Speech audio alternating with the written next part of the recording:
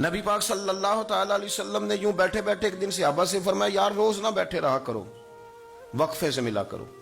کچھ لوگ زیادہ ساتھ رہنے لگتے ہیں تو ادب نہیں نہ رہتا، ان کو احساس نہیں ہوتا کہ میں کیا کر رہا ہوں۔ تو نبی کریم صلی اللہ تعالی علیہ وسلم نے صحابہ کے مجمع پہ نظر ڈال کے فرمایا، حضور فرمانے لگے روز نہ ملا کرو، وقفے سے ملنے سے محبت بڑھتی ہے۔ حضرت صدیق اکبر بھی مجمع میں بیٹھے تھے، وہ بھی 3 نمازوں میں نہ آئے تو پیچھے ہی نماز پڑھ کے چلے گئے۔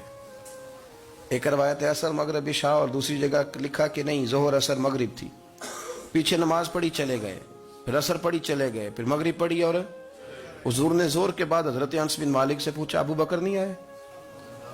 پھر عصر کے بعد پوچھا ابو بکر نہیں آئے؟ پھر مغرب کے بعد پوچھا ابو بکر نہیں آئے؟ تو حضرت انس بن مالک کہتے میں بھی حیران تھا کہ وہ نماز تو پڑھ کے گئے ہیں، اور حضور کا طریقہ تھا کہ سلام پھیر کے پیچھے دیکھتے تھے، تو حضور نے دیکھ لیا، پھر بھی 3 دفعہ پوچھا کہ وہ آئے نہیں؟ سمجھے میری بات کو؟ حضور فرما رہے ہیں نماز پڑھنے تو ساری دنیا ہی آتی ہے، وہ تو اسپیشل آیا کرتا تھا، وہ آیا نہیں؟ آئے نہیں جناب صدیق اکبر؟ تو حضرت انس کہتے میں نے جا کے دروازے پہ دستک کی، حضرت انس قریب رہتے تھے نا حضور کے، تو نبی پاک کے لاڈلے تھے، تو پھر لوگ بھی ان کا لاڈ دیکھتے تھے کہ یہ حضور کا قریبی ہے۔ تو کہتے میں نے دروازے پہ دستک دی تو حضرت ابو بکر صدیق فرمانے لگے کیسے آئے ہو؟ میں نے کہا یار آپ چنگے سیانے بندے، حضور نے 3 دفعہ پوچھا ہے، 3 دفعہ پوچھا ہے۔ تو حضرت سیدنا ابو بکر صدیق دوڑے آئے، حضور حکم ہو؟ تو نبی کریم نے فرمایا یار سارا دن تو نظر ہی نہیں آیا، تو کدھر تھا تو؟ سارا دن ملا ہی نہیں۔ اللہ کرے آپ کے اس جملے کے حسن کی سمجھ آئے۔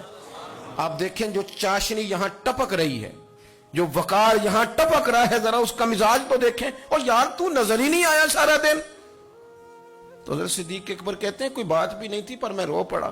میں نے کہا حضور آپ نے تو فرمایا تھا کہ ذرا وقفے سے ملا کرو، محبت بڑھتی ہے۔ تو حضور فرمانے لگے ابو بکر میں نے کہا تھا پر تجھے تو نہیں نہ کہا تھا، تو کوئی اور تھے جن کو کہا تھا، تجھے تھوڑا کہا تھا، اور اتنے بڑے جملے نہیں ملیں گے۔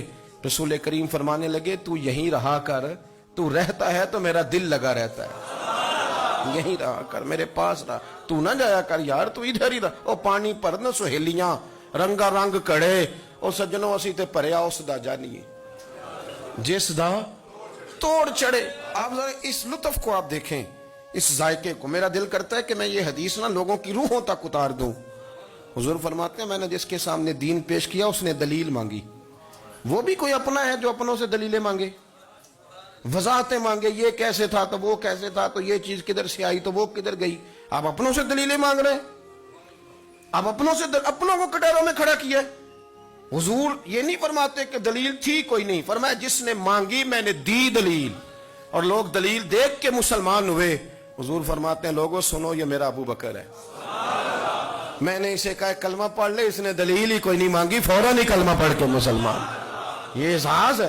یہاں تو تھک گئے لوگ اپنوں کو دلیلیں دیتے، وہ جی ویسے کیسے تھا، تو ایک بندہ یہ کہہ رہا تھا تو دوسرا کہنے دے جو دنیا کہتی ہے، تو اپنی بات کر، تو بتا تو کیا کہتا ہے، اپنی رائے بیان کر، تیرا نظریہ کیا ہے، تیرا ذوق کیا ہے، تو چھوڑ لوگ کیا کہتے ہیں، اپنی بات کر۔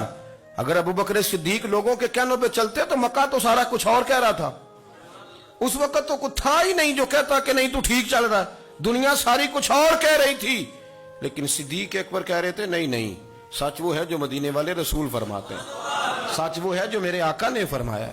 اپنی زندگی میں انہوں نے بتایا لوگوں کو کہ دین کا مزہ لینا ہے تو پھر ذرا غلامی کر کے آتا ہے، پھر ذرا پورا پیار کر کے آتا ہے، پھر پوری محبت دے کے پھر غلامی کا مزہ